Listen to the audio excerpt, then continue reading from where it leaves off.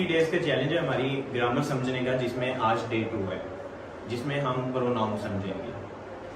Student बस आपने अपने ना पूरे दिन का एक 30 मिनट से 20 मिनट्स का ये लेक्चर होंगे, इनको अच्छे से लेते जाना है। आपकी प्रिपरेशन खुद ब खुद होना शुरू हो जाएगी। आपने कुछ ज्यादा सोचना समझना नहीं है, ना कोई रट्टेबाजी लगानी है, बस चीजों को लॉजिकली समझना शुरू करना है। लॉजिकली आपको जहां पर भी मसला है, आपको लॉजिकली नहीं समझ आ रही चीजें, आपने क्वेश्चन करना है। आप कमेंट सेक्शन में क्वेश्चन कर सकते हो, आप व्हाट्सएप के थ्रू क्वेश्चन कर सकते हो, और इवन आप फिजिकल क्लास में आके भी क्वेश्चन कर सकते हो। आपने क्वेश्चन करना है, लॉजिकली सीखना है, रट्टाबाजी नहीं लगानी, ताकि आपको जिंदगी के किसी भी जाकर फेज में ये प्रॉब्लम ना क्रिएट हो कि आपने जो पढ़ा है या जो सीखा है वो आप भूल जाओ, कि आपको दोबारा आपको देखना पड़े, अच्छा ये क्या था, ही इसमें लगना था, व्हाट इसमें लगना था, डैड इसमें लगना था। तो उसके लिए ही ये क्लास बनाई गई है। सो जस्ट 20 से 25 मिनट्स अगर आप डेली के दे रहे हो ना, तो उससे आपका कुछ जाया नहीं होगा, आप कुछ ना कुछ गेन करोगे, लर्न नहीं करोगे। ओके, एंड सबसे इंपॉर्टेंट चीज आपको एक बात बताऊं, मैंने जो अपनी लाइफ में भी एनालिसिस किया है, या मैं जितने भी बड़े बड़े जो सक्सेसफुल पर्सन हैं उनको अगर मैं देखता हूँ या उनको मैं रीड करता हूँ, तो मैंने एक चीज एनालिसिस की है, सक्सेस जो है ना, सक्सेस ये हार्ड वर्किंग या टैलेंट से नहीं आती। कि एक बंदा कहे कि बड़ा टैलेंटेड है, तो टैलेंटेड है तो इट्स मीन वो सक्सेसफुल है, ऐसा नहीं हो सकता। सक्सेस मानती है कंसिस्टेंसी। एक काम है, करते जाना है, करते जाना है, करते जाना है, करते जाना है, टिल जब तक कि वो हो ना जाए। Consistency is the key of success. I doesn't call as के टैलेंट सक्सेस की वजह है, या फिर इसके आप कह लो इस तरह करने से कंसिस्टेंट होके काम करना है, वो वाला करते जाना है, करते जाना है, करते जाना है, आपका हो जाएगा इंशाल्लाह, ये हो जाएगा। ये एक नेचर का लॉ है, नेचर आपको आजमाती है, आपका कंसिस्टेंट लेवल चेक करती है, and then you will become consistent. If you are consistent, आप कंसिस्टेंट हो, सक्सेस आपको मिल जाएगी। मैं इसकी हमेशा एग्जांपल देता होता हूँ अपने स्टूडेंट्स को कि थॉमस एडिसन, डिफरेंट वैल्यूज आती है, किसी कोई कहता है 1000, किसी 2000, उसने 1000 टाइम चले ले, 1000 टाइम एक एक्सपेरिमेंट किया था, फिर जाकर बल्ब जो है वो बना था। अब थॉमस एडिसन जो है वो पहली, दूसरी, तीसरी ट्राई पर, चौथी ट्राई पर, पांचवी ट्राई पर, छठी ट्राई पर, ये किसी भी 100, 200, 300, 400, 500, 600, 998 पे भी वो छोड़ देता कि भाई मुझसे नहीं होना, तो उसकी बल्ब में कंट्रीब्यूशन होती। भाई ये एक नेचर लॉ है, नेचर आपको आजमाती है कि आपका कितना कंसिस्टेंट लेवल है। आप कंसिस्टेंटली काम करो, आपके जैसा कोई नहीं होगा, लेकिन टाइम लगेगा। सबसे मसला पता है क्या, हम काम तो शुरू कर लेते हैं, हर कोई काम शुरू कर लेता है, लेकिन कंसिस्टेंट ही नहीं रहता। हम अपनी क्लास दोबारा क्लास की तरफ बढ़ते हैं एंड शुरू करते हैं।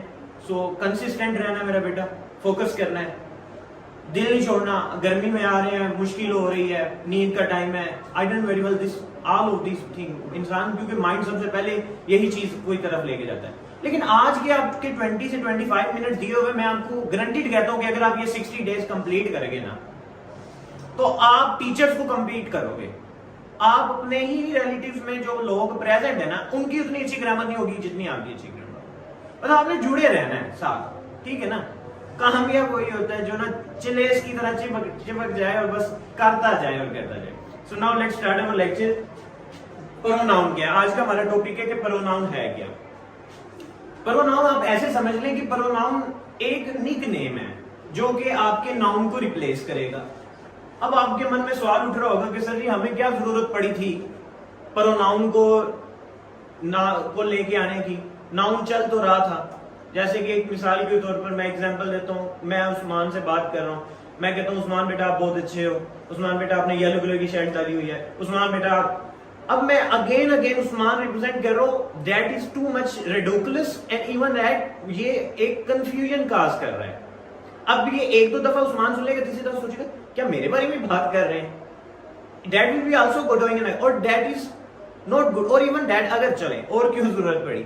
अब एक बंदे का नाम ही इतना अजीब हो और इतना लंबा हो और आपसे बोला भी ना जा रहा हो, तो उसके लिए हमें प्रोनाउन मदद करता है उसके नाम को रिप्लेस करके। जैसे कि हम क्या कॉमनली क्या कहते हैं, बचपन से हम पढ़ते आ रहे हैं, हम कहते हैं कि अली एक अच्छा लड़का है, फिर साथ ही हम शफल हो जाते हैं अली की जगह ही के ऊपर, वो ये शर्ट पहनता है, वो स्कूल पे रेगुलरली आ रहा है, टाइम पे आ रहा है। अब जो हमने उसके अली की जगह रिप्लेस कर दिया है वो क्या बन गया है? प्रोनाउन बन गया। क्या बन गया? प्रोनाउन बन गया। चले हम समझते हैं इसकी definition, that replace the noun, जिसने नाउन को रिप्लेस कर दिया। मिसाल के तौर पर एग्जांपल हमने ली, Ijaz is a good teacher, Ijaz wear black shirt, Ijaz helps the student. अब बार बार नाम लेने की जगह हम क्या करेंगे? इजाज की जगह रिप्लेस कर देंगे किसको? ही को रिप्लेस कर देंगे, तो दैट विल बी कॉल्ड। अब ही क्या बन गया? प्रोनाउन बन गया। क्या बन गया? प्रोनाउन बन गया। इसी तरह फिर इसमें so we can say that it is also called as a nickname of the noun। हम इसको निकनेम अपने से कह सकते हैं कि ये एक निकनेम है जो कि नाउन को रिप्लेस कर रहा है। अब यहाँ पर कुछ प्रोनाउन है जो कि आपकी यूज होते हैं। प्रोनाउन की सारी टाइप्स हम इस लेक्चर के अंदर कवर करेंगे, कोई एक टाइप नहीं छोड़ेंगे, सारी की सारी कवर करेंगे। जो आपने ऑलरेडी बेसिक लेवल पर की भी हुई है और जो आपने नहीं भी की हुई, दोनों कवर करवाई जाएंगी, ताकि आपके एंट्री एग्जाम्स में, चाहे वो किसी भी तरह का पीपीएससी का हो, सीएसएस का हो, ग्रामर इज मस्ट। एंड अगर आपकी ग्रामर पे कमांड है तो आप कुछ भी राइट कर सकते हो। अब इस मैं एक कैजुअली आपको बात बताता हूँ। मैं कॉमन केस जो मुझे नजर आता है, स्टूडेंट क्या कहते हैं, सर हम उनको कहते हैं बेटा ये आपने एक पैराग्राफ तैयार किया है, इसको खुद की वर्डिंग में लिख दो। अब उनको मसला क्या आता है, कहते हैं सर खुद की वर्डिंग में कैसे लिखें, सेंटेंस या टेंस प्रॉपर नहीं बनता। तो उसकी रीजन ही होती है ग्रामर नहीं सीखते। चलिए टॉपिक की तरफ दोबारा आते हैं। अब प्रोनाउन कौन कौन से मोस्टली यूज हो रहे हैं हमारे पास? ही यूज हो रहा है, शी यूज हो रहा है, आई, वी, यू, दे, इट। आपको पता होगा कौन किसके लिए यूज हो रहा है, लेकिन मैं इसको बता देता हूँ। ही जो है वो मेल पर्सनैलिटीज के लिए यूज हो रहा होता है, शी जो है फीमेल पर्सनैलिटी के लिए, आई अपने खुद की बात करने के लिए जब हम कर रहे होते हैं, वी जब बहुत सारे लोग हमारे पास हों तो उनके बारे में बात कर रहे होते हैं, यू तुम या आप, दोनों कंडीशन है। गैर ये तुम और आप का कंसेप्ट ये हमारी उर्दू लिंग्विस्टिक ने बड़ा ये लुच तला हुआ है, अदरवाइज तुम और आप एक ही चीज है। और यहाँ पर ये बड़ा ऑकवर्डली माना जाता है कि तुम करके क्यों बात कर रहे हो, आप क्यों नहीं कर रहे हो। तो अगर आपको रियलिटी बताऊं तो जो अरबी लिंग्विस्टिक है उसमें तुम और आप का कॉन्सेप्ट ही नहीं है, उसमें सब कुछ तुम ही है और सब कुछ आप ही है। ठीक है। नेक्स्ट है दे जो है वो ज्यादा लोगों के लिए, जब आप अशारतन जो काफी ज्यादा लोग हों, दूर के हों, तो उनके लिए आप जब कर रहे हो तो दे का होता है। और इट, अच्छा इट पे थोड़ा सा एक दो चीजें हैं जो आपको गाइड कर देते हैं। इट जो है वो मोस्टली एनिमल्स के लिए इस्तेमाल होता है। ऑलमोस्ट जो नॉन लिविंग थिंग्स और एनिमल्स होते हैं, नॉन लिविंग थिंग्स भी इसमें ऐड कर लें, non living things, non living things, chair, table, all of this non living things. Non living things के लिए भी इस्तेमाल होगा और एनिमल्स के लिए भी इस्तेमाल होगा। एज वेल एज आप चाइल्ड, बच्चों के लिए भी इट का इस्तेमाल करोगे। ठीक है, बच्चों के लिए आप ही शी का इस्तेमाल नहीं करोगे। जितने भी चाइल्ड चिल्ड्रंस के में आते हैं उनके लिए आप कौन सा वर्ड यूज करोगे? प्रोनाउन में इट का वर्ड यूज करोगे। ओके। इसके अलावा जब अगर आपको प्रोनाउन क्लियर ना हो, लाइक आपको पता ना हो, सॉरी नाउन क्लियर ना हो कि मेल पर्सनैलिटी है या फीमेल पर्सनैलिटी है। मिसाल के तौर पर आपको एक सेंटेंस दिया हुआ है, उसमें लिखा हुआ है teachers this teacher is very good. अब लाइक कुछ ऐसा आ गया कि जिसमें अब आपको पता नहीं कि टीचर मेल है या टीचर फीमेल है। तो उस कैटेगरी में when you have not to be clear about your noun, so at that condition you will be uses the he, pronoun he use करेंगे आप। ठीक है, लाइक मेल डोमिनेंसी मैं हमेशा कहता हूँ ईस्ट और west boys are the best. ये वैसे जनरली एक है, लेकिन अगर आपको प्रोनाउन की कंडीशन क्लियर नहीं है कि प्रोनाउन जो है वो मेल पर्सनैलिटी है या फीमेल पर्सनैलिटी है, तो आप कौन सा प्रेफर करोगे? ही, यानी मेल पर्सनैलिटी प्रेफर करोगे। ठीक है। Okay. If you are not clear about their gender of the noun, so you can use the take as a male, तो आप उसको मेल के तौर पर रिप्रेजेंट करोगे। यहां तक क्लियर है मेरा बेटा? Any question? आपके मन में कोई भी क्वेश्चन आ रहा है आप जल्दी से पूछ सकते हो, यहाँ पे पूछ सकते हो, बाद में पूछ सकते हो, एंड व्हेनेवर आप कमेंट सेक्शन में पूछ सकते हो, और इवन दैट आप व्हाट्सएप चैनल के थ्रू भी हम हमारे से पूछ सकते हो। सो यहाँ तक कोई क्वेश्चन तो नहीं यहाँ पे मेरे बेटा? एनी क्वेश्चन आप पूछ सकते हैं बेटा, इजीली आप पूछे, कोई मसला नहीं है। Okay, clear? अच्छा एक छोटी सी बात समझते हैं, उसके बाद हम नेक्स्ट जो है ना इनकी टाइप्स में मूव करेंगे। आपने बचपन से पढ़ा होगा, सेंटेंस तो सभी ने पढ़ा होगा। सेंटेंस एक कॉमन जुमला होता है। अब जुमला तीन चीजों पर मोस्टली जो है ना वो क्या कहते हैं, निर्भर करता है। हिंदी में निर्भय करता है, ऐसे ही है, तारा चांद को ज्यादा पता होगा। निर्भय वर्ड होता है, हिंदी आती है आपको? समझ रहा हूँ बस लिखने क्या? समझ में आ रही है लेकिन लिख नहीं पा रहा हूँ। नहीं, हिंदी आती है आपको थोड़ी बहुत, के नहीं आती?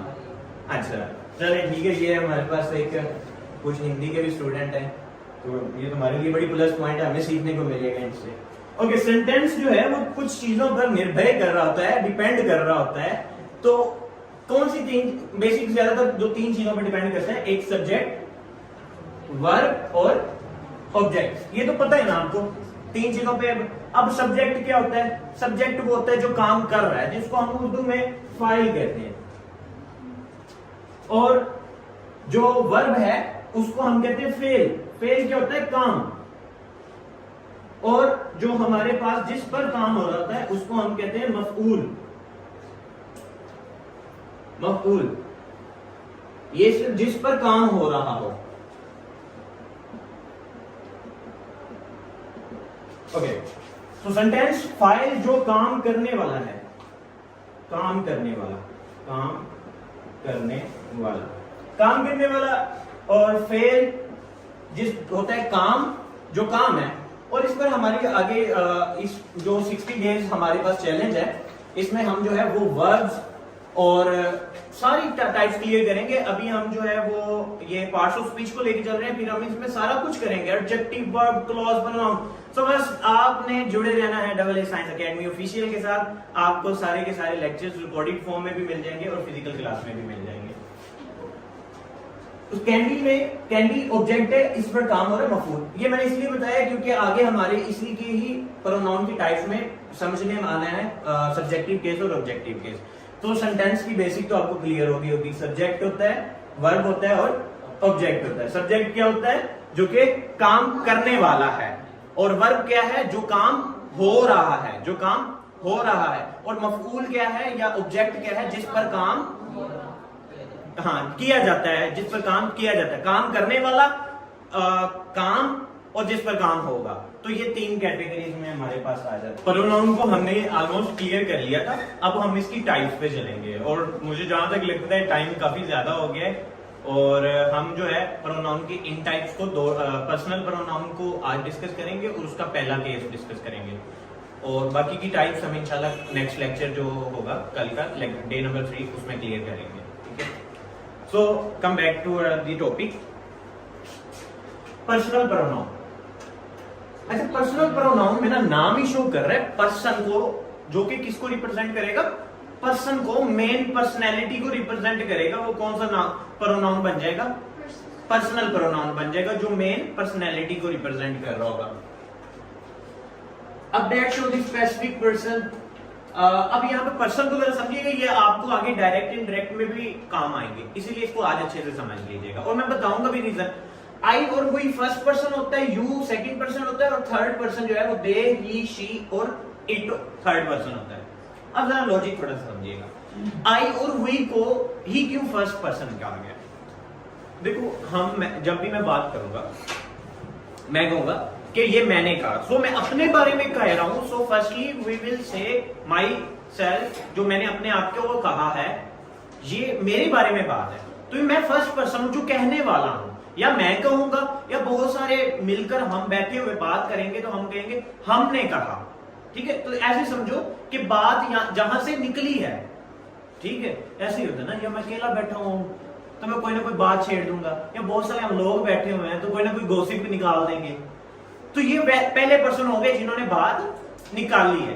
ठीक है, किसके बारे में निकाली है? तुम के बारे में निकाली है। सामने जो सुनने वाला है, सुनने वाले के बारे में निकाली, तो सुनने वाला कौन सा पर्सन हो जाएगा? सेकंड पर्सन हो गया। अब थर्ड पर्सन कौन सा होगा? थर्ड पर्सन वो होगा जिसके बारे में हो गई है। वो, उसका, दे, वो फीमेल हो सकती है, वो मेल हो सकता है, वो या कोई लिविंग नॉन लिविंग थिंग हो सकती है, या कोई बच्चा हो सकता है। ठीक है, तो इस तरह हमने जो है इनको कैटेगराइज किया है, first person, second person and third person. I hope so ये आपको क्लियर हो गया होगा कि फर्स्ट पर्सन जो बात कर रहा है, सेकंड पर्सन जो बात सुन रहा है, और थर्ड पर्सन जिसके बारे में बात हो रही है। क्लियर हो गया? जैसे हमने कॉमनली बात करते हुए क्या कहते हैं, वो जो है वो बड़ा तेज है। कॉमनली हम कहते हैं ना वो बड़ा तेज है। सो वो जो है ऐसे, like we have to be representing someone like कि हम किसी को जो पॉइंट आउट कर रहे होते हैं, किसी को बता रहे होते हैं किसी थर्ड पर्सन के बारे में, ठीक है। सो दे, ही, शी और इट ये थर्ड पर्सन हो जाएंगे and you second person and I जो है वो फर्स्ट पर्सन के तौर पे इस्तेमाल हो जाएगा। यहाँ पर कुछ एग्जांपल्स ले लेते हैं, जैसे कि मैंने यहाँ पर ऑलरेडी ली थी कि इजाज इज एन टीचर। अच्छा ये एक बात और क्लियर कर लीजिएगा कि यहाँ पर जो पर्सनल प्रोनाउन है ये हमेशा सब्जेक्ट को रिप्लेस करेंगे। किसको रिप्लेस करेंगे? सब्जेक्ट को। और वो मैंने ऑलरेडी आपको बता दिया होगा अभी थोड़ी देर पहले कि सब्जेक्ट क्या होता है? जो काम, फाइल जो काम कर रहा है, और ऑब्जेक्ट है जिस पर काम हो रहा है। सो जो काम करने वाला है वो है फाइल, वो है सब्जेक्टिव के। अब जब भी आप सब्जेक्ट को रिप्लेस करोगे तो कौन सा प्रोनाउन आएगा? Personal pronoun. कौन सा प्रोनाउन आएगा? पर्सनल प्रोनाउन आएगा, क्योंकि वो ही तो क्या करेगा? सब्जेक्ट को रिप्लेस करेगा। ठीक है, क्लियर हो रही है बात? अब यहां पर जैसे इजाज का टीचर, अब हमने इजाज को रिप्लेस कर दिया है किसके साथ? ही के साथ। यानी इजाज यहां पर क्या था? सेंटेंस के मुताबिक वर्ब था, ऑब्जेक्ट था कि सब्जेक्ट था? सब्जेक्ट था, एग्जैक्टली सब्जेक्ट था। तो सब्जेक्ट के केस में हम यहां पर कौन सा प्रोनाउन लगाएंगे? Personal pronoun.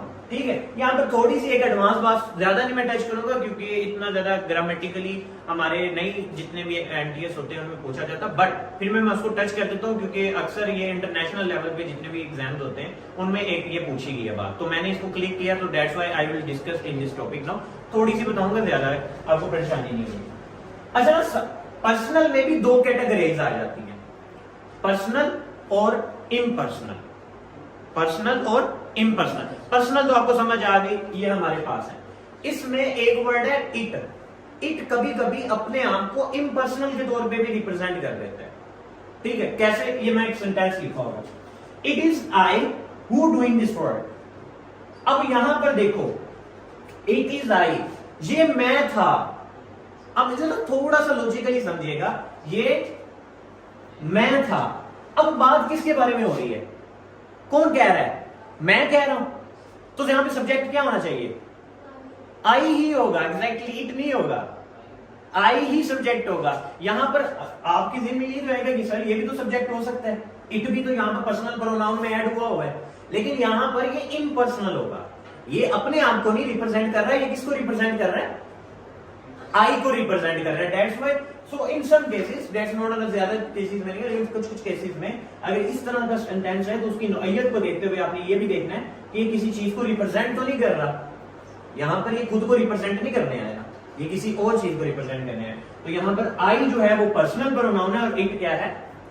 इम्पर्सनल प्रोनाउन है। ठीक है, यहां तक क्लियर होगी बात? तो ये हमारे पास जो है वो पर्सनल प्रोनाउन क्लियर हो गए। अब पर्सनल प्रोनाउन के आगे पोजेसिव, रिफ्लेक्सिव एंड ऑब्जेक्टिव, तीन केसेस आते हैं। कितने केस आते हैं? तीन केस। यानी है तो पर्सनल प्रोनाउन। अब हम आगे जो डिस्कस करने लगे हैं पोजेसिव केस, है ये पर्सनल प्रोनाउन ही, लेकिन उसका जो है वो केस है। ये पहला केस हमने देख लिया सब्जेक्टिव केस। ये कौन सा केस है? Subjective case. अब नेक्स्ट केस हमने देखने लगे हैं, कौन सा है वो? Possessive case. ये है सब्जेक्टिव केस, क्योंकि हमने किसको रिप्लेस किया था? सब्जेक्ट को रिप्लेस किया था, इसीलिए ये हो गया सब्जेक्टिव केस। अब आ रहा है पोजेसिव केस। पोजेसिव का मतलब क्या होता है? हम मोस्टली अपनी कॉमन लैंग्वेज में भी कहते हैं ये बंदे की नेचर बड़ी पोजेसिव है। पोजेसिव जैसे कॉमनली हम जो है ना वो डिस्कशंस में कह रहे होते हैं ये बड़ा पोजेसिव बंदा है, वो हर बात में मुझे टोकता है, रोकता है, ये नहीं करो, वो नहीं करो, ऐसे नहीं जाओ, वहां नहीं जाओ, यहाँ नहीं करो, ये ना पहनो। लाइक दिस इज, हमारे पेरेंट्स भी ऐसे शो करते हैं। That is a possessive nature. Possessive कहते हैं मालिक को, मालकियत शो करने वाले, जो मालिक मलकियत शो कर रहा हो। तो पोजेसिव प्रोनाउन ऐसा प्रोनाउन होगा जो कि क्या शो करेगा? मालकियत शो करेगी। ऐसा प्रोनाउन जो किसी भी चीज की मालकियत शो करे, वो कौन सा प्रोनाउन हो जाएगा? Possessive pronoun. जैसे कि कॉमनली कहते हैं, मैं अभी यहाँ पर पेन रखा, मेरे को ये मेरा पेन है, ये मार्क मेरा ही है वैसे भी, लेकिन ये कहूँ मेरा पेन है, तो मैंने अब इस पर क्या शो कर दी? मालकियत शो कर दी। ठीक है, आप तो सर ये जगह जो है वो मैडम कह देंगे कि मेरा जगह हमारे घर से आया है, तो मैम ने भी क्या शो कर दी? मालकियत शो कर दी। तो जब ऐसा प्रोनाउन जिसमें मालकियत शो कर दे, तो वो प्रोनाउन कौन सा प्रोनाउन होता है? पोजेसिव प्रोनाउन होता है। ठीक है, अब इसके थोड़ी सी एग्जांपल लेते हैं, आपको समझ आ जाएगा। हम मोस्टली ये वाले पढ़ते आते हैं, लेकिन ये भी आपके यूज होते हैं। आज आपको ये भी क्लियर करवाऊंगा कि ये केस और ये केस में फर्क क्या है। माई, योर, हिज, हर, आवर और देयर, ये वो वाले हैं प्रोनाउन जो कि आपकी मालिकियत शो करेंगे। जैसे कि एक एग्जांपल ले लेते हैं, दिस इज माई बुक, बचपन से पढ़ते आ रहे, ठीक है, दिस इज माई बुक, ये मेरी किताब है। आपने मालिकियत शो कर दी तो माई यहां पर क्या हो गया, पर्सनल पोजेसिव प्रोनाउन। क्या हो गया ये, पोजेसिव प्रोनाउन, ठीक है। अब समहाउ आपने देखा होगा कि माई की जगह माइन लगा होता है, ऐसा है ना, पढ़ा होगा ना आप लोगों ने। तो कभी सोचा कि माइन क्यों लगा है? अब कैसे पता चलेगा कि माई आएगा कि माइन आएगा? जैसे कि मैंने एक सेंटेंस दिया, दिस बुक इज माइन, यहां पे क्यों नहीं आया this book is my? Question तो है ना, है दोनों पोजेसिव ही है, दोनों पोजेसिव ही है। अब इसी तरह योर की जगह कभी कभी योर्स लगा होता है, इसी तरह कभी कभी हिज जो है वो नहीं चेंज करता, ये अड़ियल है भाई, इसको नहीं चेंज करना तो नहीं करना तो नहीं करना, हिज का हिज ही रहेगा, हर का हर्ज बन जाएगा और आवर का आर और देयर का देयर। समहाउ अपने आप को ये रिप्लेस कर रहे होते हैं। और ये कहां करेंगे और किस कंडीशन में करेंगे, ये आज हमने समझना है कि जो पर्सनल प्रोनाउन पोजेसिव प्रोनाउन है वो कभी अपने आप को माई की कंडीशन में लेके आता है, कभी माइन की कंडीशन में लेके आता है। तो हमें क्लियर कैसे होगा कि माई आएगा या माइन आएगा, ये आज हमने समझना है। तो ये ऐसा पता चलता है, इस कंडीशन को नाम देते हैं पोजेसिव एडजेक्टिव। और ये आपका एडजेक्टिव के ऊपर और एडवर्ब के ऊपर मैं पूरा का पूरा इन्हीं 60 डेज चैलेंज के अंदर लेक्चर रिकॉर्ड करवाऊंगा, वो आपको इसी सीरीज में मिलेगा। उसमें मैं एडजेक्टिव को बड़ी डिटेल से समझाऊंगा ताकि आपके किसी भी तरह के एंट्री एग्जाम है या आपके कोई भी एग्जाम है, एडजेक्टिव आ जाए तो आपके दांतों से बच के ना जाए, आपको सारा समझ आ जाएगा, ठीक है। और जो ये वाला है इसको कहते हैं पोजेसिव प्रोनाउन, ये पोजेसिव प्रोनाउन ही कंसीडर होते हैं, पोजेसिव प्रोनाउन। अब पोजेसिव प्रोनाउन कब कैसे पता चलेगा कि पोजेसिव प्रोनाउन आना है या एडजेक्टिव प्रोनाउन आना है? इसकी ना एक ही रूल है, एक ही जुगाड़ है जिससे आपको पता चलेगा।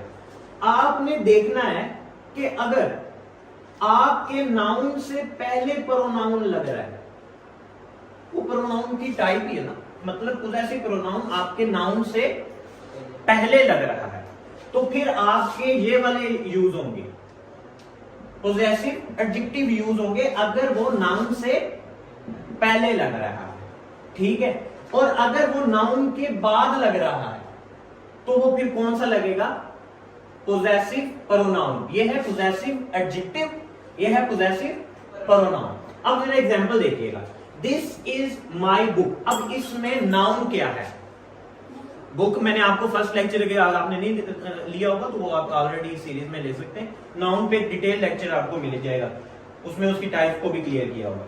तो बुक यहां पर क्या है, नाउन है, ऐसे ही है, हमने ये पहले लेक्चर में क्लियर किया होगा। अब नाउन से पहले माई क्या था, आप छोड़ दो अभी एकदम सारा कुछ भूल जाओ, बस ये सोचो प्रोनाउन में माई आता है कि नहीं आता, आता है।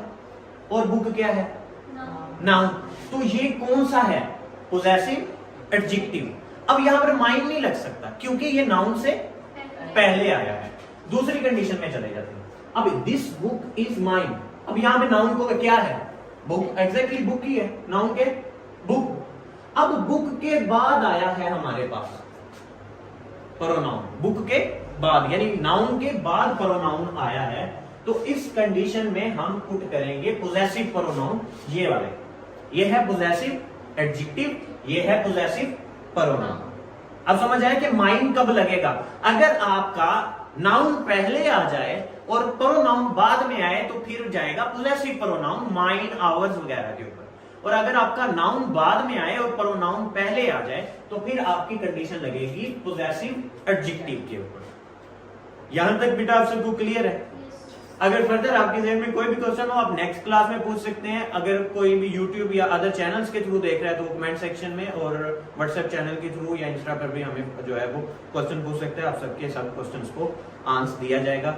Thank you so much and I again say that कि बेटा जो फिजिकल क्लास ले रहे हैं या ऑनलाइन क्लास ले रहे हैं आप अपने समर वेकेशन में कंटिन्यूसली काम करें, रोजाना लेते हैं। आपको रोजाना आई मीन वेरी वेल, आप में से कुछ ऐसे स्टूडेंट भी होंगे जिनको ये आता होगा, लेकिन आप उन पूरी बात में कोई एक ऐसी बात होगी जो इससे पहले आपने कभी सुनी नहीं होगी, ना कभी पढ़ी होगी, और वही एक यूनिक बात होगी। सो कनेक्ट रहें, सीखते रहें, कंसिस्टेंट रहें, कंसिस्टेंट। अस्सलाम वालेकुम डियर क्लास, हमने जो है आज का प्रैक्टिस करनी है प्रोनाउन, और उसमें उसकी पहली टाइप है पर्सनल प्रोनाउन। और पर्सनल प्रोनाउन के बेसिक 3 केसेस होते हैं, सब्जेक्टिव केस, पर्सनल में, और उसके बाद possessive case and objective case. तो इसमें जो हमारे पास पोजेसिव है, इसकी भी आगे 2 टाइप आ जाती है, पोजेसिव एडजेक्टिव और पोजेसिव प्रोनाउन। तो इसकी ऑलरेडी डिटेल वीडियो हमने रिकॉर्ड करवा दी हुई है पर्सनल प्रोनाउन के ऊपर। आप लेक्चर नंबर 1 और 2 उसका देखेंगे तो उसमें आपको पर्सनल प्रोनाउन और उसकी जो टाइप्स हैं, केसेस हैं, उनके बारे में डिस्कस किया गया है। सो अगर आपने पहले वो वीडियो नहीं देखी हुई तो पहले वो लेक्चर ले लो, ताकि आपको क्लियर हो सके कि कौन सा पॉइंट कहाँ लगना है और एक्सेप्शनल केसेस कहाँ पर है। अगर आप डायरेक्ट प्रैक्टिस पे आ रहे हो तो आपको कभी भी समझ नहीं आएगा, क्योंकि ये सारे एक्सेप्शनल केसेस पे हैं, और ये वो सारे एमसीक्यूज हैं जो कि पास्ट पीपीएससी और सीएसएस के एग्जाम्स में पूछे जाने वालों में ऐसे क्वेश्चंस में से थे। तो इसीलिए पहले प्रिपरेशन कर लो, उसके बाद प्रैक्टिस करना। अगर आपने प्रिपरेशन कर ली है तो आप प्रैक्टिस करो, आप एमसीक्यू साथ साथ आंसर करो, आपको क्लियर होता जाएगा कि ये वाला आंसर क्यों है। तो इसमें हमने ये प्रैक्टिस को रिकॉर्ड करवाने का मकसद ये होता है कि आपको क्लियर हो जाए कि ये आंसर ठीक है तो क्यों ठीक है, और ये गलत है तो क्यों गलत है। प्रैक्टिस को रिकॉर्ड करवाने का ये मकसद है। बाकी आप फर्दर प्रैक्टिस के लिए पीपीएससी की इटसेल्फ अपनी वेबसाइट के ऊपर आपको पास्ट पेपर्स मिल जाएंगे, आप उसमें वहां पे जाकर के भी चेक एंड बैलेंस कर सकते हो। लेकिन मकसद सिर्फ ये है कि अपने आप को एक काम के लिए कंसिस्टेंट रखो, और उसके लिए आपको जो जो स्टेप लेने पड़ रहे हैं, जो जो काम करने पड़ रहे हैं, जो जो चीजें लर्न करनी पड़ रही हैं, उसको लाजमी करो। टॉपिक की तरफ बढ़ते हैं। अगेन आई रिपीटेड, हमारा प्रोनाउन और उसकी पहली टाइप पर्सनल प्रोनाउन, और उसमें केसेस है हमारे पास सब्जेक्टिव, ऑब्जेक्टिव एंड पोजेसिव। उनके ऊपर ये सारे एमसीक्यूज बने हुए हैं और उन्हीं को ही हमने सॉर्ट आउट करना है। सो पहला एमसीक्यूज हम देखते हैं अपना, dash went to the store to buy some groceries. So यहां पर जो है वो कौन सा प्रोनाउन आएगा? ही। और ही कौन सा प्रोनाउन है? सब्जेक्टिव प्रोनाउन है। ही कौन सा प्रोनाउन है? सब्जेक्टिव प्रोनाउन है, क्योंकि हम यहाँ पर किसकी जगह रिप्लेस कर रहे हैं? सब्जेक्ट की जगह रिप्लेस कर रहे हैं, तो इसलिए यहाँ पर सब्जेक्टिव प्रोनाउन आएगा। He went to store. अब यहाँ पर हिम नहीं आ सकता, हिम तो ऑब्जेक्टिव केस है, लेकिन हमें तो यहाँ पे सब्जेक्ट चाहिए, तो ये गलत हो जाएगा। हिज जो है ये पोजेशन में चला जाता है, तो पोजेशन में आपने किसी चीज के ऊपर मलकियत शो करनी होती है, और ये मोस्टली जो है वो स्टार्टर में नहीं आते होते, इन बिटवीन या एट द एंड आ रहे होते हैं, ये भी गलत हो जाएगा। हिमसेल्फ कभी भी, आपको पता है कि ये हमने ऑलरेडी हमारा प्रोनाउन का लेक्चर नंबर जो 3 था, आप उसमें देखोगे तो उसमें मैंने एक एक्सेप्शनल केस भी बताया था कि आपके जितने भी रिफ्लेक्सिव प्रोनाउन है वो कभी भी स्टार्टर में नहीं आ सकते। अगर आप स्टार्टर में लगा रहे हो रिफ्लेक्सिव प्रोनाउन को, इट्स मीन आप गलत कर रहे हो। जैसे कि कॉमनली हमारे यहाँ पर मिस्टेक ये पाई जाती है कि हम कहते हैं इंट्रोडक्शन में माई सेल्फ इजाजत, लाइक आप अपने नाम से पहले अपने आप को इंट्रोडक्शन करवाने के लिए आप कह रहे होते हो माई सेल्फ इजाजत। सो माई सेल्फ जो रिफ्लेक्सिव प्रोनाउन में आ जाता है, और ये कभी भी स्टार्टर में नहीं आता। तो ये हमने ऑलरेडी इन चीजों के ऊपर डिटेल से बात की हुई है, आप वो वीडियो चेक कर सकते हो, लेक्चर नंबर 3 प्रोनाउन के ऊपर इस पे रिकॉर्ड है। सो यहाँ पर जो है वो हिमसेल्फ तो आ ही नहीं सकता, तो हमारे पास जो भी रिमेनिंग है ही इसलिए आया है क्योंकि ये एक सब्जेक्टिव केस है और ये एक्ट एज अ सब्जेक्ट के तौर पे काम करेगा। नेक्स्ट हमारे पास आ रहा है the teacher could, the teacher called सारा and dash to front the classroom. आगे क्लासरूम है कि टीचर ने सारा और बुलाया एक और बंदे को कि वो क्लासरूम के सामने है। अब देखो जरा यहाँ पर जो सब्जेक्ट है जिसने बुलाया वो कौन है? टीचर। तो टीचर क्या बन गया? सब्जेक्ट। कॉल्ड, कॉल्ड हो गया वर्ब, बुलाना। ये मैंने वर्ब के ऊपर भी डिटेल वीडियो रिकॉर्ड करवाई है, उसमें मैंने बताया कि आप किसी भी सेंटेंस के अंदर वर्ब को कैसे पहचान पाते हो। सो कॉल्ड यहाँ पर आपका क्या हो गया? वर्ब। सब्जेक्ट भी हो गया, वर्ब भी हो गया। अब यहाँ पर फिर क्या होंगे? सारा और अगला जो वर्ड है वो होंगे ऑब्जेक्ट। वो क्या होंगे? ऑब्जेक्ट। यानी कि यहाँ पर हम जो केस यूज करेंगे वो कौन सा केस यूज करेंगे? ऑब्जेक्टिव केस यूज करेंगे, सब्जेक्टिव केस नहीं यूज करेंगे। यानी कि यहाँ पर आई भी नहीं आ सकता क्योंकि आई सब्जेक्टिव केस है, ठीक है। माइंड भी नहीं आ सकता, माइंड पोजेसिव केस है। माई सेल्फ तो रिफ्लेक्सिव है, ये भी नहीं आ सकता। तो मी हमारे पास यहाँ पर क्या है? ऑब्जेक्टिव केस, तो यहाँ पर हम मी इस्तेमाल करेंगे। द टीचर कॉल्ड सारा and me to front of the class. यहाँ पर मी इसलिए आया है क्योंकि सब्जेक्ट ऑलरेडी टीचर थी, वर्ब हमें दे दिया गया था, रिमेनिंग हमारे पास ऑब्जेक्ट रहता था, तो ऑब्जेक्टिव केस हमने यहाँ पर पूरा कर दिया। नेक्स्ट हमारे पास आता है between you and dash plan was not work. अब यहाँ पर जो है एक ये भी हमने ऑलरेडी उसके अंदर लेक्चर नंबर 3 और 4 के अंदर जो है प्रोनाउन के अंदर रिकॉर्ड करवा दिया हुआ है कि आपका जो है जब भी कंजक्शन प्रेपोजिशन यूज हो जाती है तो उस कंडीशन में आपने हमेशा ऑब्जेक्टिव केस लेके आना है। जब भी आपकी प्रेपोजिशन यूज हो जाए तो आपने कौन सा केस लेके आना है? Objective case. अब यहाँ बिटवीन यूज हुआ है, उसकी वजह से जो है हम ऑब्जेक्टिव केस लेके आएंगे। यू इटसेल्फ एक ऑब्जेक्टिव केस ही है, यू का ऑब्जेक्टिव केस यू ही होता है, ठीक है। यू का ऑब्जेक्टिव केस क्या होता है? यू ही होता है। जो योर्स है वो उसका पोजेसिव केस है।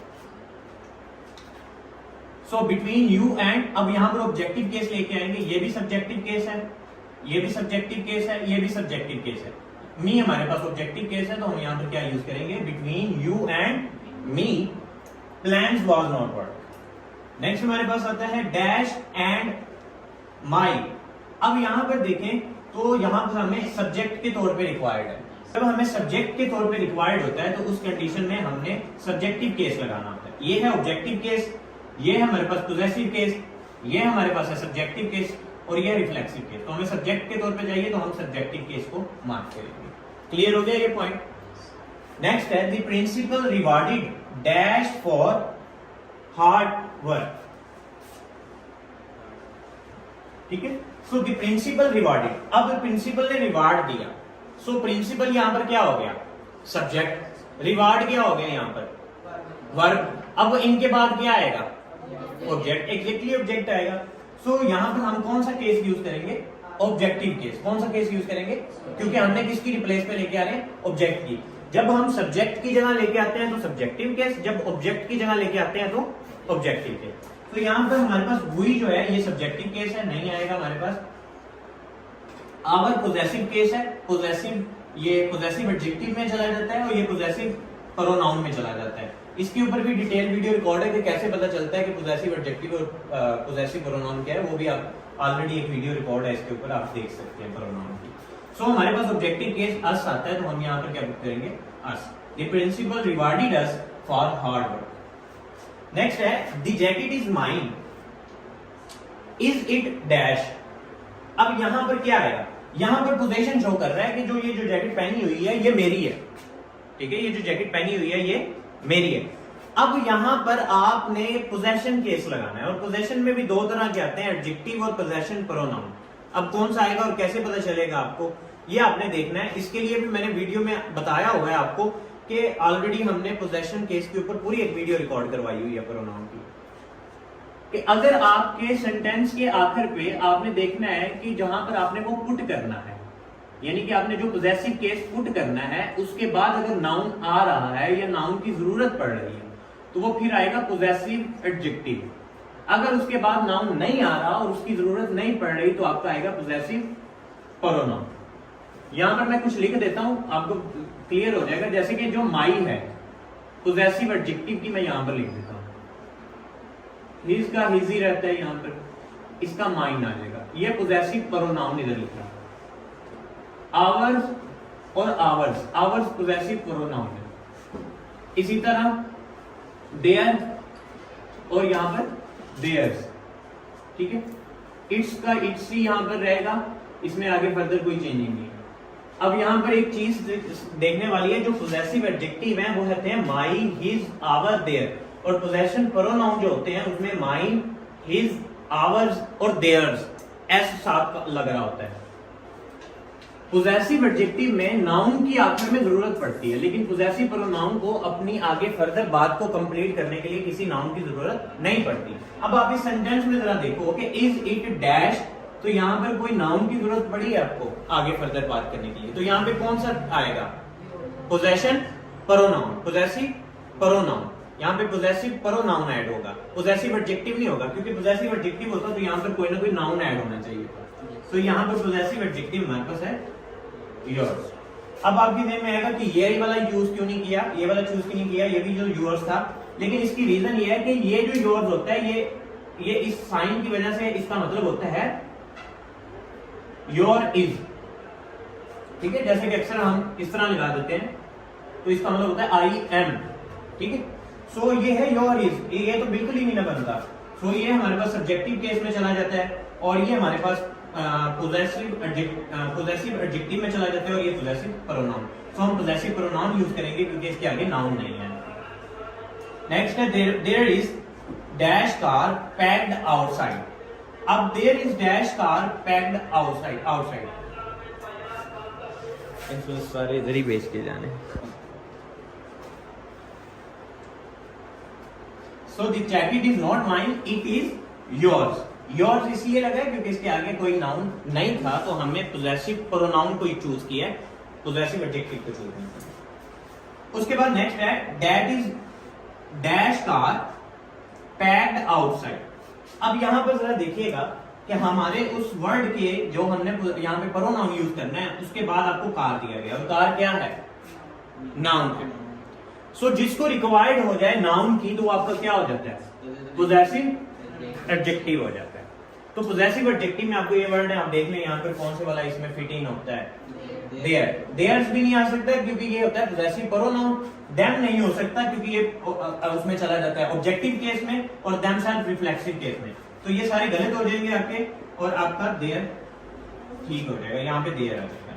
The dog wagged dash tail at street. हम जानवरों के लिए और बेजान चीजों के लिए इट वगैरह का इस्तेमाल करते हैं, और यहाँ पर क्योंकि हमारे पास जो है वो आगे एक नाउन के तौर पे यूज हो रहा है, तो हम यहाँ पर इट्स के क्राइटेरिया में जाएंगे। अगर सिर्फ सब्जेक्टिव केस में यूज होना होता तो हम इट के में जाना था, लेकिन यहाँ पर हमारे पास एज अ पोजेसिव केस में जा रहा है, और यहाँ पे पोजेसिव एडजेक्टिव में जा रहा है, इसलिए हम यहाँ पर इट्स का इस्तेमाल करेंगे। The final decision is completed. अब the final decision is completed, hers. अब यहाँ पे देखो, इसके बाद आपको किसी नाउन की रिक्वायरमेंट नहीं हो रही, बात कंप्लीट हो रही है, तो आप किस पे जाओगे? पोजेसिव एडजेक्टिव पे कि पोजेसिव प्रोनाउन पे?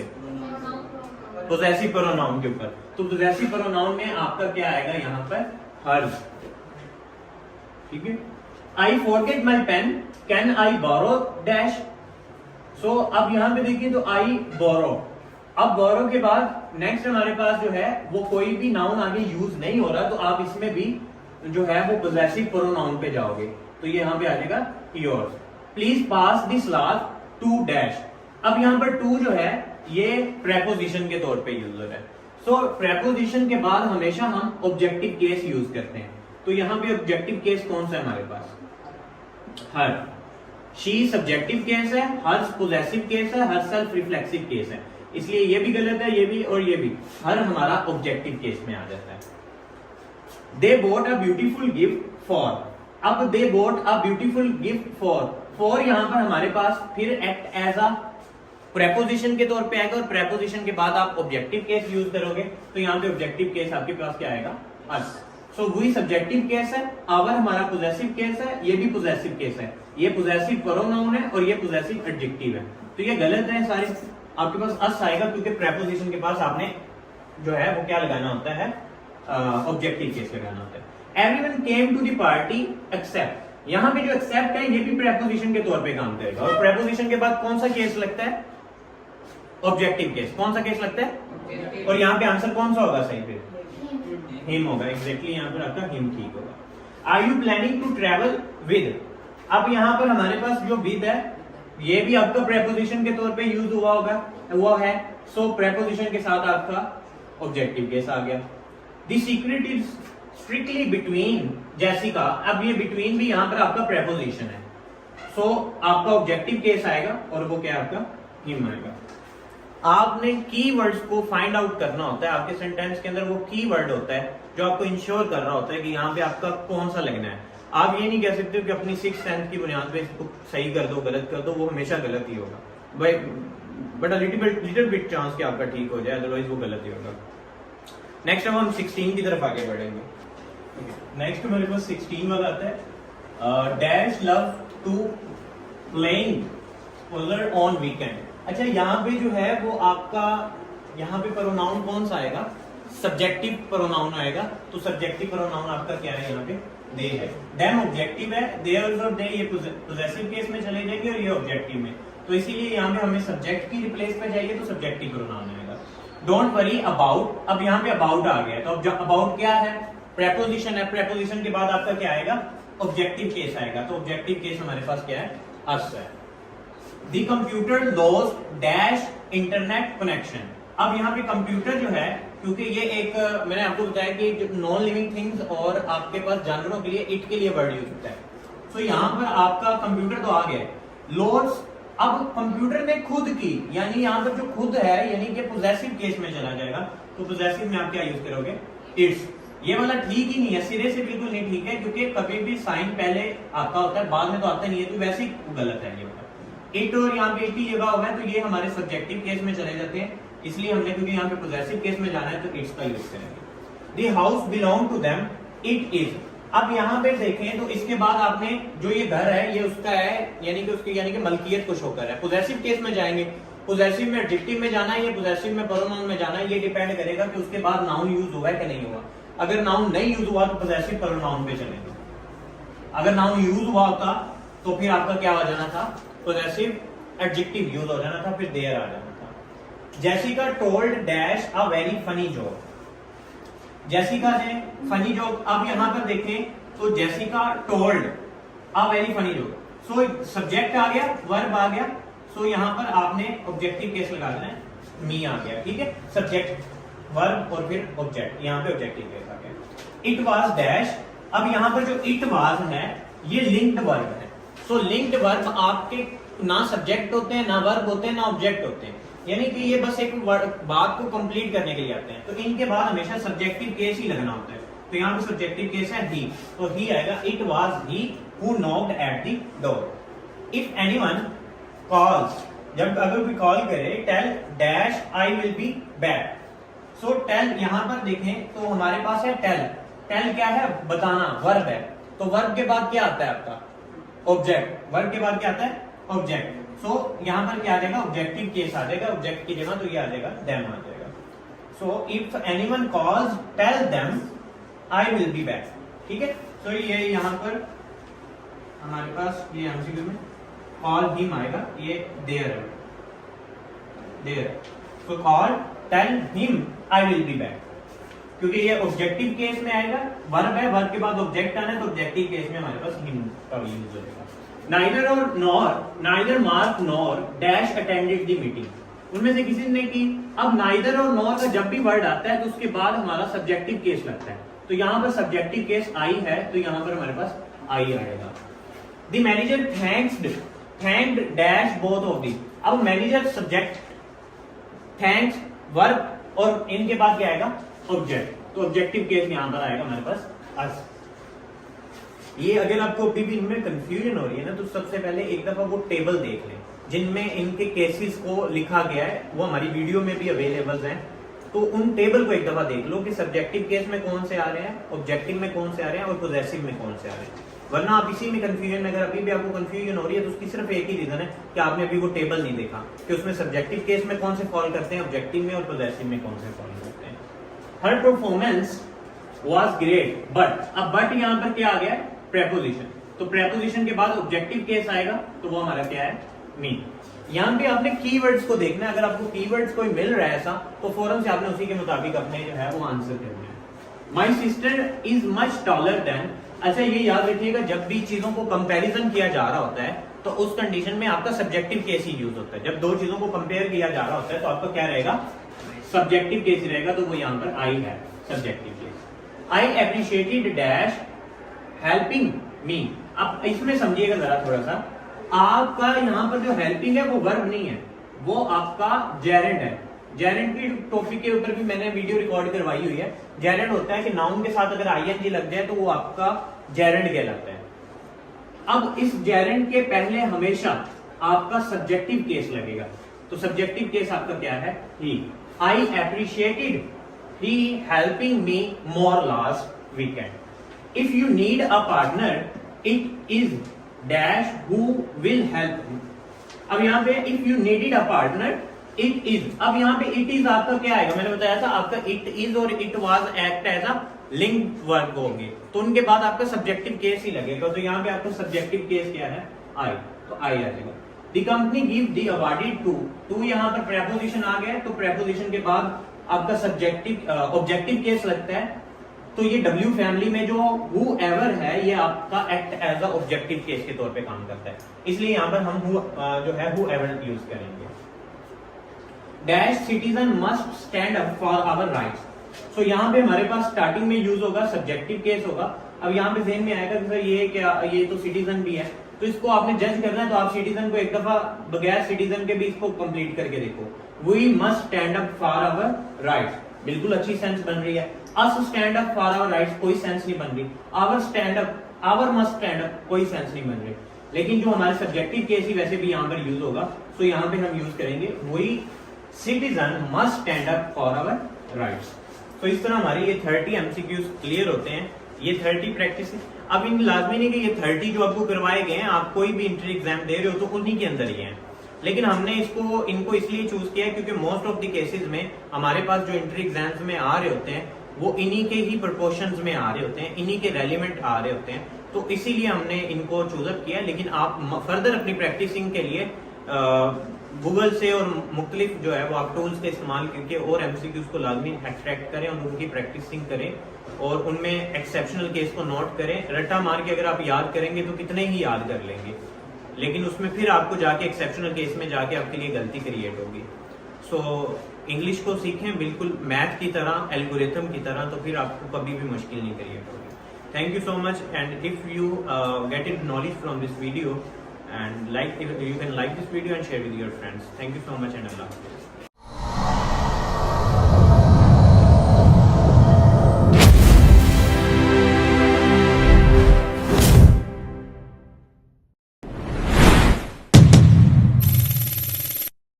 अस्सलाम वालेकुम dear students, double science academy official में आज हमारा जो लेक्चर है वो एक सीरीज की फॉर्म में ऑलमोस्ट 23 लेक्चर रिकॉर्ड होने जा रहा है। और इस सीरीज में हमने पार्ट्स ऑफ स्पीच के सारी टाइप्स और उसके अलावा हमने आर्टिकल के टॉपिक को डिस्कस किया। इसके बाद हमने प्रैक्टिसिंग के लिए ये एक एमसीक्यू सेशन जनरेट कर रहे हैं जिसमें हमने जितने भी टॉपिक डिस्कस किए हैं उनको एमसीक्यूज की फॉर्म में प्रैक्टिस करेंगे। सो अगर आपने वो सारी तैयारी पहले कर ली है, नाउन, प्रोनाउन, वर्ब, एडजेक्टिव और इसमें सारी टाइप्स वगैरह को डिस्कस कर लिया हुआ है, देख लिया हुआ है, लेक्चर ले लिए हुए हैं, सो अब प्रैक्टिसिंग लाजमी करो।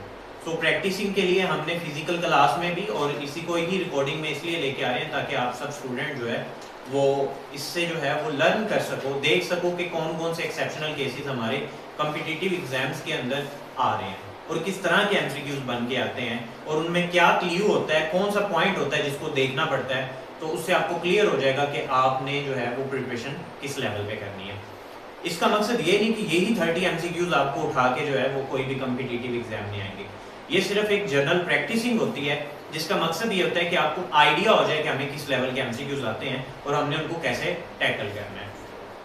बाकी प्रैक्टिसिंग के लिए आपको वेबसाइट्स के ऊपर अलॉट ऑफ एमसीक्यूज मिल जाएंगे, लेकिन पहले आपको पता हो कि हमने ये एमसीक्यूज, क्योंकि इस सीरीज में एक चीज बड़ी ही पॉजिटिव है जो कि मैं कहूँगा वो पॉजिटिव इस तरह है कि ये एमसीक्यूज प्रैक्टिसिंग में हम ये भी डिस्कस करते हैं कि ये आंसर आया है तो क्यों आया है और ये बाकी 3 गलत हैं तो क्यों गलत है।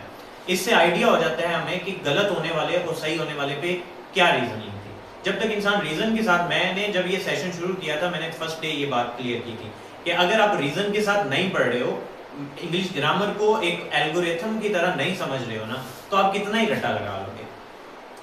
एट द एंड क्या होगा कि आप सेंसेस की बुनियाद पे आंसर दे रहे होगे और जिसका अल्टीमेट रिजल्ट कोई नहीं निकलना।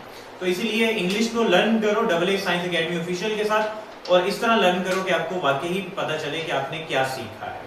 सो पहले एमसीक्यूज की तरफ चलते हैं। मेरी वीडियो के साथ बिल्कुल आपको पेज शो हो जाएगा, वहां पर एमसीक्यूज लिखे होंगे, आप अपने तौर पर साथ साथ उसको देखते जाएं और मार्क करके मार्क भी कर सकते हैं, यानी अपने पास एक पर्सनल अपना एक बना सकते हैं, रिकॉर्ड भी बना सकते हैं। इसके साथ साथ अगर आपको इनकी पीडीएफ फाइल चाहिए होगी तो आप डबल साइंस एकेडमी ऑफिशियल के नाम से ही व्हाट्सएप चैनल है, आप उसको ज्वाइन कर लें, आपको वहां पर इनकी पीडीएफ वगैरह भी मिल जाएगी। ओके, टॉपिक की तरफ बढ़ते हैं। हमारा फर्स्ट एमसीक्यूज है, मैं रीड करता हूँ इसको पहले। फर्स्ट एमसीक्यूज है, the musician dash played the violin last night was brilliant. अब यहाँ पे म्यूजिशियन जो कि बजाने वाला है एक मेल है। अब इसमें ऑप्शन है विच, होम, हुज और हु और हुज। अब इनमें कौन सा ऑप्शन ठीक होगा। सो पहले तो समझ लें इन सारे ऑप्शंस के बारे में। जैसे कि हमारे पास ऑप्शन है विच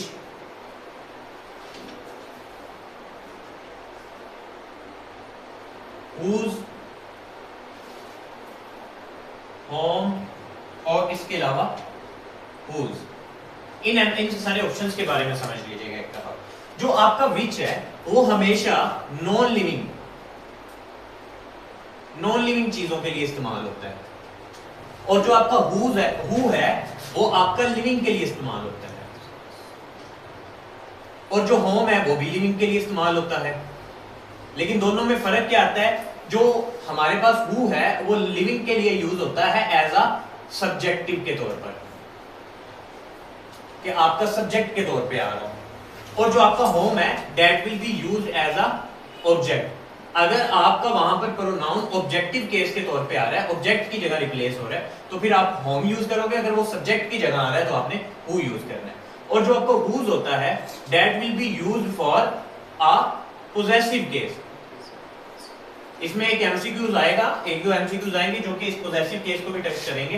बाकी पोजेसिव के ऊपर आपको मैंने डिटेल से वीडियो भी रिकॉर्ड करवाई हुई है, प्रोनाउन की सेकंड वीडियो हमारी पोजेसिव केस के ऊपर डिटेल में, उसमें बताया गया कि पोजेशन होती क्या है। बेसिकली ये मालकियत को शो कर रहा होता है कि कोई चीज किसकी है, तो जो मालकियत को शो करता है उसको हम पोजेसिव केस कहते हैं। तो पोजेसिव केस में अगर आपको डब्ल्यू फैमिली में चूज करना पड़ रहा है तो उसके लिए आप हुज चूज करोगे। अब अगेन मैं रिपीट करता हूं एमसीक्यू।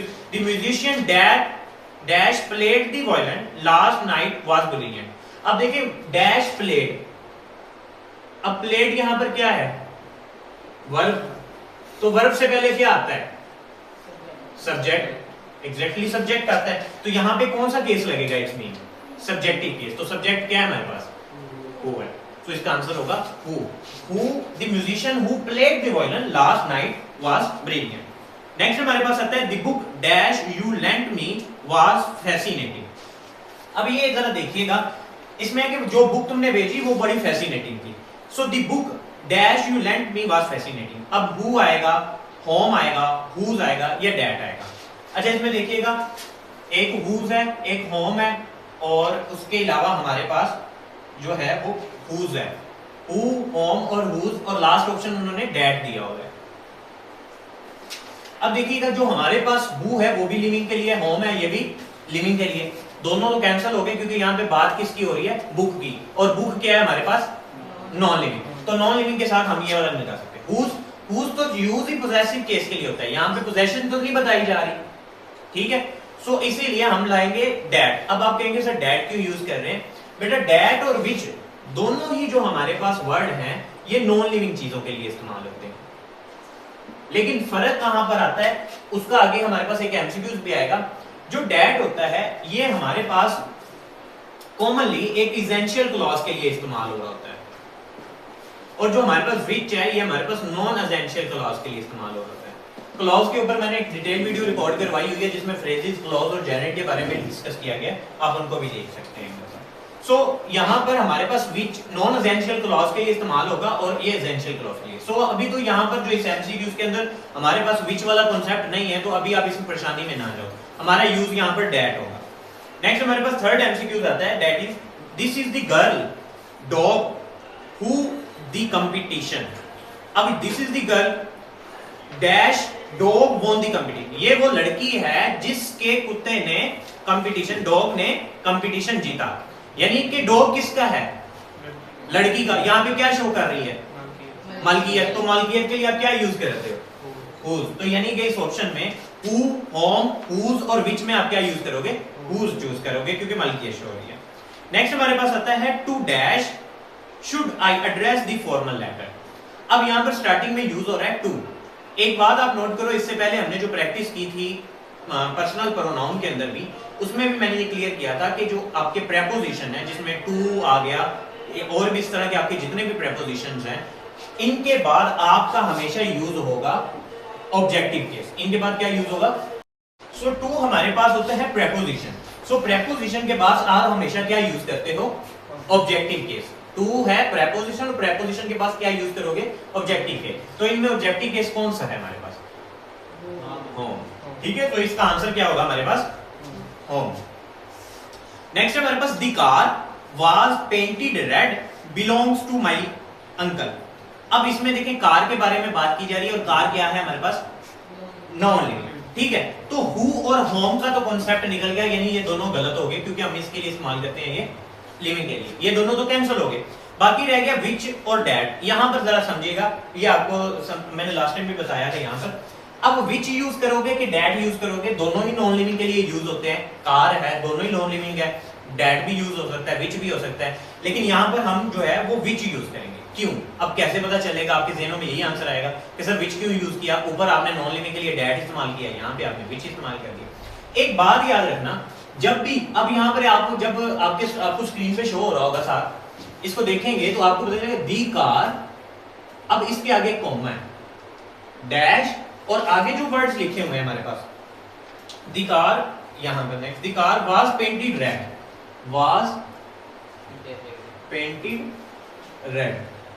अब यहां पर देखो, ये हमारे जो कॉमास हैं, यहां पर जब ये कॉमास वाले साइन इस तरह के आ जाए सेंटेंस में, तो ये शो करते हैं कि ये वाला हमारे पास नॉन एसेंशियल क्लॉज है, non essential clause, non essential clause है। नॉन एसेंशियल क्लॉज क्या है, यानी कि इसको मैं अगर कंप्लीट करता हूं आपको जरा और अच्छे समझ आ जाएगी।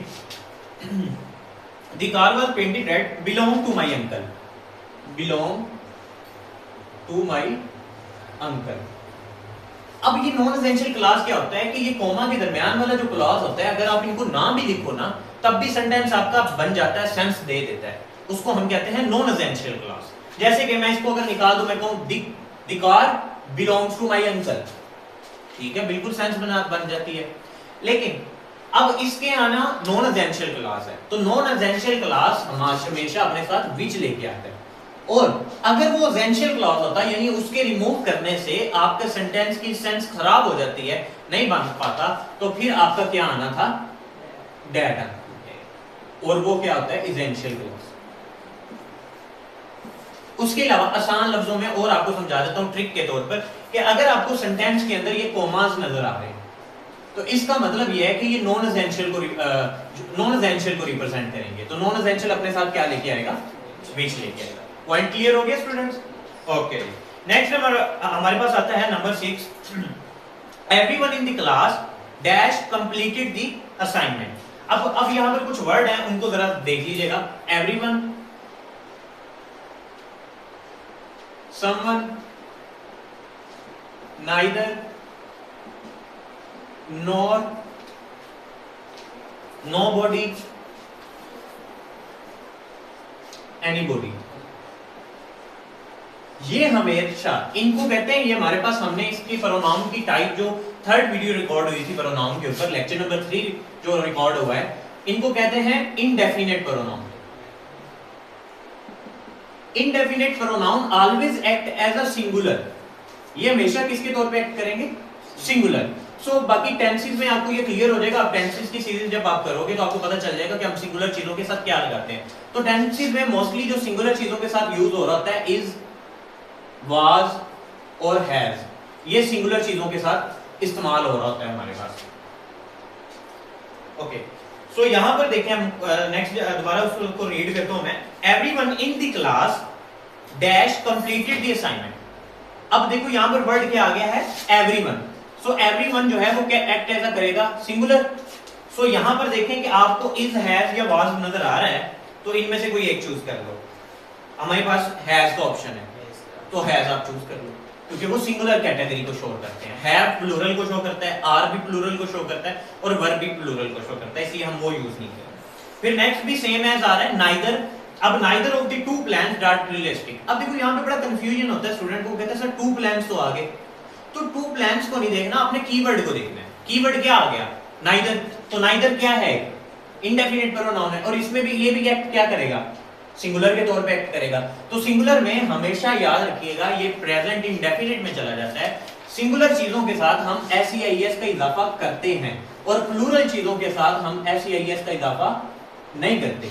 ये बाकी आपको प्रेजेंट इंडेफिनिट जो टेंसेस की सीरीज है उनके अंदर वीडियो रिकॉर्ड हो जाएगी, आपको समझ आ जाएगी। टेंसेस को भी अच्छे से समझिएगा क्योंकि आपकी ग्रामर का ऑलमोस्ट 70-80% पोर्शन ग्रामर पर ही है। पार्ट्स ऑफ स्पीच तो टेंसेस पे सेंटेंसेस पे चल रहे हैं ना, लेकिन इनमें ज्यादातर जो पूछे जाने वाले वो टेंसेस भी होते हैं, तो टेंसेस को भी अच्छे से साथ क्लियर करिएगा। सो यहाँ पर सिंगुलर कैटेगरी के साथ हम ऐसे या एस लगाते हैं, तो यहाँ पर देखो आपको ऐसे एस वाला ऑप्शन मिल रहा होगा, सीम, सीम्स, आर और वर। सीम्स मिल रहा है आपको, एस वाला ऑप्शन सीम्स, वो आपका ठीक हो जाएगा बिल्कुल। Many dash card but few work chosen. अब मैनी जो है ये दो एक से ज्यादा चीजों को रिप्रेजेंट करता है, तो यानी ये प्लूरल कैटेगरी में चला जाएगा। और जब प्लूरल कैटेगरी में चला जाना है इसने, दूसरी हमारे पास कैटेगरी आती है प्लूरल कैटेगरी, और प्लूरल कैटेगरी के साथ आपका आता है आर, वर या फिर हैव। इनमें ऑप्शन में देख लो आपको जो मिल रहा है आपको लगा दो। वर मिल रहा है तो वर लग जाएगा, इसका आंसर बिल्कुल लग जाएगा ये वाला।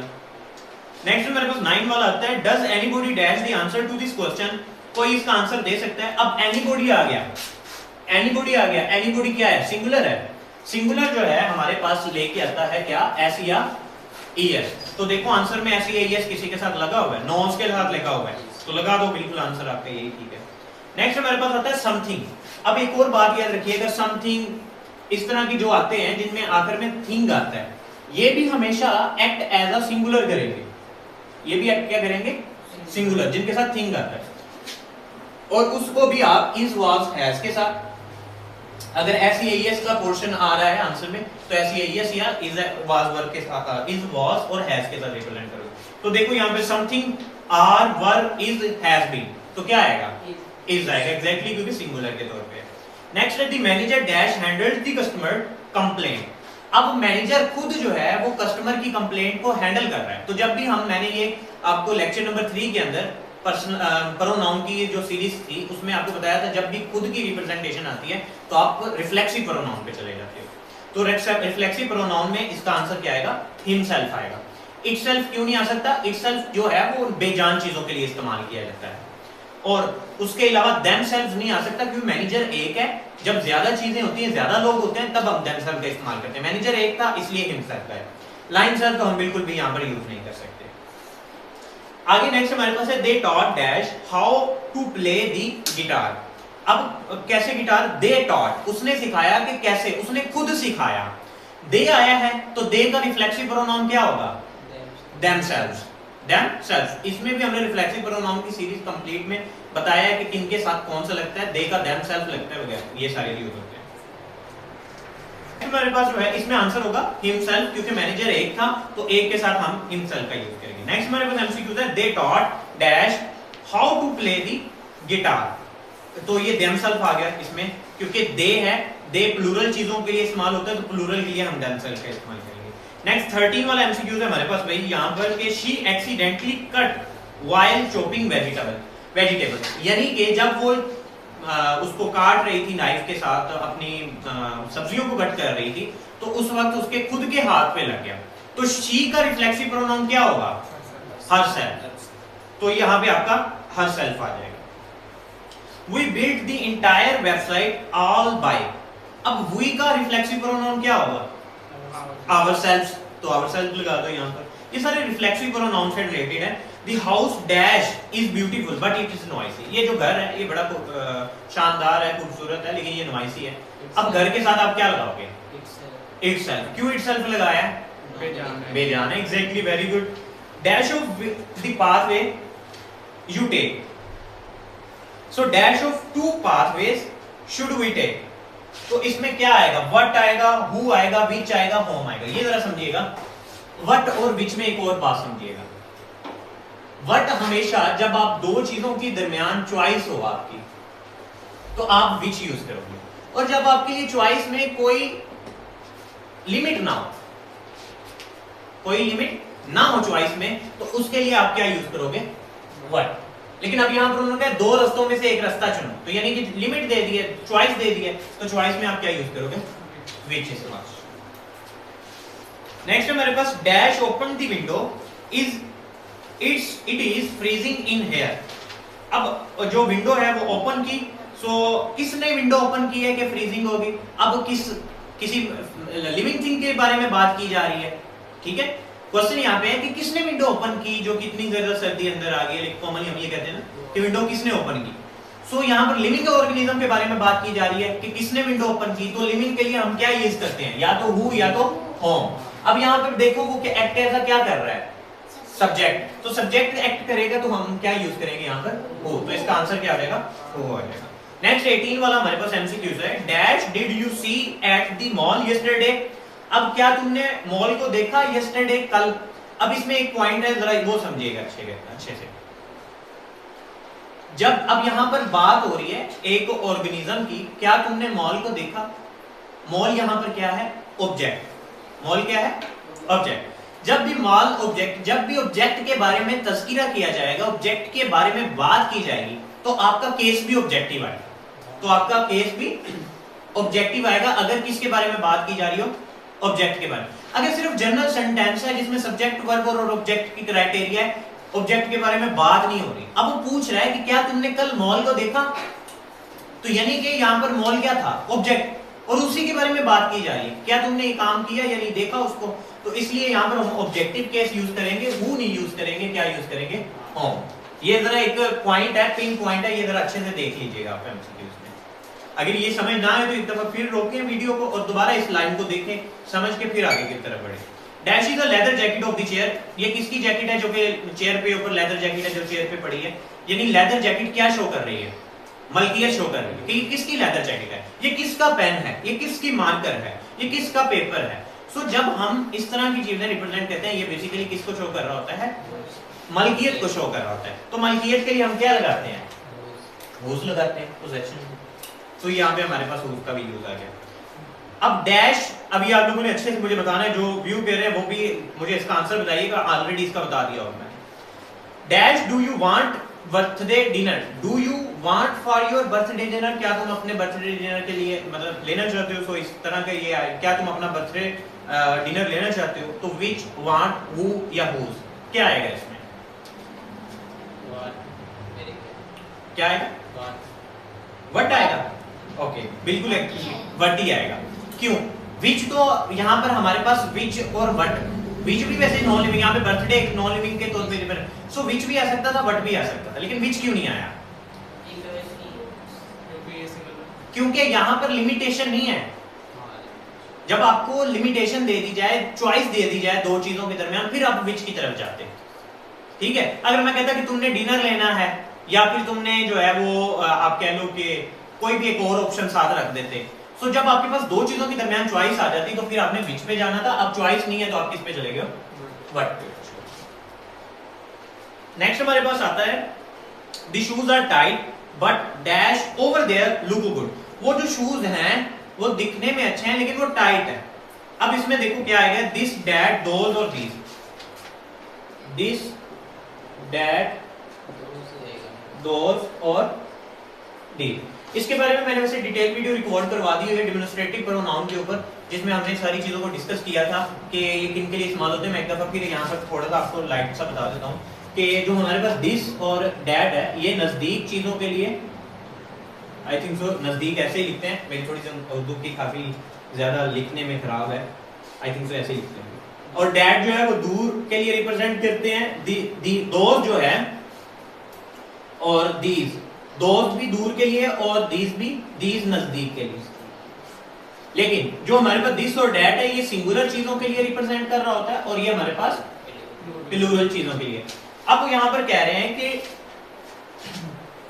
these shoes are tighter but they look, अब यहां पर हम देख रहे हैं, दूर से देख रहे हैं, और शूज दो पेयर होते हैं, दो होते हैं, तो इसलिए प्लूरल में आएंगे कैटेगरी में।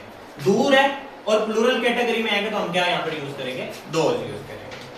Two brothers always help in difficult time. दो ब्रदर आपस में जो है वो अपने हेल्प करते हैं, वन अनदर, ईच अदर। तो यहां पे क्या आएगा, ईच अदर। इसमें रेसिप्रोकल प्रोनाउन में हमने इसके ऊपर भी वीडियो रिकॉर्ड करवाई हुई है कि आपकी अगर दो चीजों के दरमियान अदला बदली हो रही हो तो हम जो है वो ईच अदर का इस्तेमाल करते हैं, और अगर दो से ज्यादा चीजें हो जाए तो उसके लिए हम क्या यूज करते हैं, वन अनदर। इसके अलावा अगला एमसीक्यू है, all of the student in the class congratulated dash. Each other one and other. अब सारी क्लास एक दूसरे को कर रही है तो क्लास तो लाजमी बात है बड़ी होती है, 2 से ज्यादा भी लोग होते हैं उसके अंदर, तो जब ज्यादा हो जाएंगे जिसमें क्या आ जाएगा वन एंड अदर। एग्जैक्टली। फिर नेक्स्ट है dash is the best day of my life. ये जो दिन है ये मेरी जिंदगी का बेस्ट है। तो ये दिन अभी जो चल रहा है नजदीक है, हम दूर कहीं बात पास्ट की तो नहीं ना कर रहे, तो उसके लिए हम क्या यूज करेंगे, दिस यूज करेंगे। This is this. Look at the bird dash are flying with V shape. Look at the bird, उन परिंदों को देखो जो कि उड़ रहे हैं।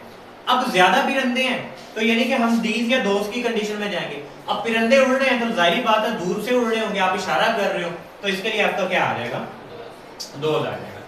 The committee members argued among for the horse। ये जरा पॉइंट समझिएगा। अब इसमें आपके ज़हनों में आएगा कि इसके ऑप्शंस में each other, one another, themselves और himself कि आप जो है ना वो यहाँ पर one another लगा दें। ज़हन में यही आएगा कि कमेटी जो है वो अब आपस में आर्ग्यू करना शुरू हो गई है सारी की सारी, तो ज्यादा लोग हैं तो one another आएगा, नहीं यहाँ पर आएगा themselves। ये एक पॉइंट समझने वाला है। वो ये है कि हमारे पास अगर among और between, among या between ये यूज हो जाए तो इनके बाद आप हमेशा रिफ्लेक्सिव प्रोनाउन के ऊपर जाओगे।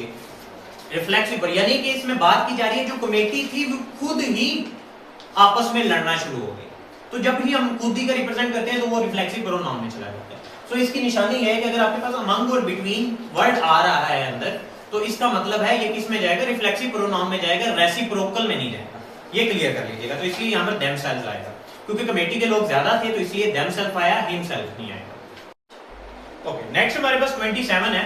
He is a man dash opinion I deeply respect. ये वो आदमी है जिसकी ओपिनियन को मैं बड़ी इज्जत देता हूँ, रिस्पेक्ट देता हूँ। अब ओपिनियन क्या है उस बंदे का, उसकी खुद की मलकियत है ना, यानी कि आपका मेरा मशवरा है वो मेरी मलकियत है, ठीक है। सो यहाँ पर मलकियत है तो मलकियत के लिए आप क्या रिप्रेजेंट करोगे, हु। तो इसके आंसर में हुज का बिल्कुल ठीक आएगा। होम और हु नहीं आएगा क्योंकि ओपिनियन लिविंग नहीं होते। विच इसलिए नहीं आएगा, नॉन लिविंग है, लेकिन यहाँ पे विच इसलिए नहीं आएगा क्योंकि ओपिनियन मलकियत होती है। मैं कोई एडवाइस दे रहा हूँ ये भी मेरी मलकियत है, ठीक है, मैं दो नहीं, मैं कोई आपको नसीहत कर रहा हूँ, सजेशन दे रहा हूँ, ये सारी चीजें मलकियत में आती है। नेक्स्ट 28 है neither of the choice dash to be an ideal. अब नाइदर आ गया, ये अभी हमारे पास ऑलरेडी है। यहाँ पर नाइदर, नाइदर सिंगुलर है, सिंगुलर के साथ आप देख लो एस वाला आ रहा है या फिर आपका इज वाला, और ये अपीयर्स आ जाएगा क्योंकि एस वाला यूज हो गया, तो अपीयर्स आ जाएगा। The house inside dash the treasure was hidden. अब यहाँ पर एक और चीज लाजमी देख लीजिएगा, ये भी नोट कर लीजिएगा, क्योंकि आपको पता है कि जो हमारे पास जितने भी कॉम्पिटिटिव एग्जाम के एमसीक्यूज आते हैं वो जर्नल नहीं आते, वो हमेशा एक्सेप्शनल केसेस को डिस्कस कर रहे होते हैं। सो हमारे पास अगर आ जाए इनसाइड, इन और एट, इनके साथ आपने आंखें बंद करके विच के ऑप्शन पे चले जाना है, कोई और दूसरा तीसरा ऑप्शन नहीं लगाना है। आपने इनसाइड, इन और एट में हमेशा विच को चूज कर लेना, तो इसका आंसर विच है। लास्ट हमारे पास है for the few ingredients that are available in the market. तो फ्यू इंग्रेडिएंट्स, ज्यादा के बारे में बात की जा रही है, तो ज्यादा में हम क्या यूज करेंगे, आर इस्तेमाल करेंगे, तो यहाँ पर आर लग जाएगा। सो इस तरह हमारे जो 30 MCQs का सेशन है जो कि पर्सनल प्रोनाउन की बाकी टाइप्स के ऊपर था, इससे पहले जो प्रैक्टिस हुई है वो पर्सनल प्रोनाउन के 3 केसेस, सब्जेक्टिव, पोजेसिव और हमारे पास ऑब्जेक्टिव, इनके ऊपर डिस्कशन हुई है। अगर आपने वो वीडियो नहीं देखी उसकी भी प्रैक्टिस करो। आप किसी भी एग्जाम के लिए प्रिपरेशन कर रहे हो, 9th हो, 10th हो, फर्स्ट ईयर हो, सेकंड ईयर हो, या कोई भी कॉम्पिटिटिव एग्जाम के लिए प्रिपरेशन कर रहे हो, एक चीज लाजमी याद रखिएगा, इंग्लिश बिल्कुल मैथ की तरह प्रैक्टिस करनी है, पढ़े, और ये बिल्कुल एल्गोरिथम की तरह है। आप जब तक इनको चीजों को कोरिलेट नहीं करोगे, नोट्स नहीं बनाओगे, चीजों को अच्छे से डीपली एनालिसिस नहीं करोगे, सेंटेंस को समझोगे नहीं, एक वर्ड होगा जो कि सारे सेंटेंस की नोयत को चेंज कर देगा, तो अगर तक जब तक आप उन चीजों को नहीं ना एनालिसिस करोगे आपके कभी भी सॉल्व नहीं होगा। बाकी मुझे उम्मीद है कि आपको कुछ ना कुछ प्रैक्टिस से समझ आई होगी, कुछ नई चीज सीखने को मिली होगी, और अगर आपको जरा सी भी कुछ वीडियो में अच्छी चीज सीखने को मिली है, so like this video and subscribe this channel and share with your friends. Thank you so much. Take care of yourself. Allah Hafiz.